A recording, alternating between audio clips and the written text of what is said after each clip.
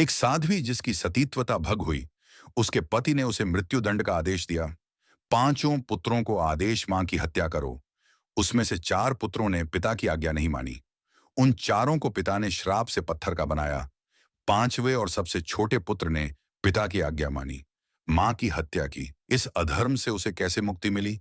क्या आप जानते हैं इस कहानी की शुरुआत होती है हजारों वर्षों पहले। एक साध्वी के सतीत्व में इतनी शक्ति थी कि वह रोज भोर में नहाने नदी पर जाती तो नदी की रेत से कच्चे घड़े में जल भरकर ले आती थी और जल गिरता नहीं था।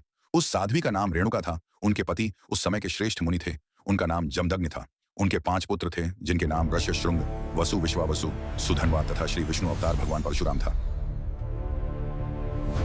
एक बार की बात है, माता रेणुका नदी पर जल भरने गई थी और उन्होंने देखा कि गंधर्व स्त्री पुरुष नदी में कीड़ा कर रहे हैं।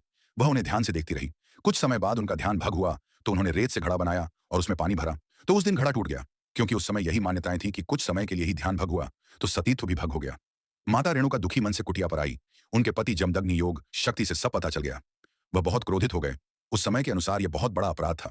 उन्होंने चारों बड़े पुत्रों को बारी बारी से बुलाया और रेणुका का वध करने को कहा, पर मातृत्व प्रेम समर्पण में उन्होंने मना कर दिया। जमदग्नि क्रोधित होकर चारों पुत्रों को श्राप से पत्थर का बना दिया। तब आर्षि जमदग्नि ने सबसे छोटे पुत्र परशुराम जी को बुलाया और तुम्हारा उन्हें भी यही कल्याण हो आदेश दिया। पुत्र। उन्होंने पिता की आज्ञा को ईश्वर की आज्ञा मानकर माता रेणुका को प्रणाम किया और अपने परशु से उनकी हत्या कर दी।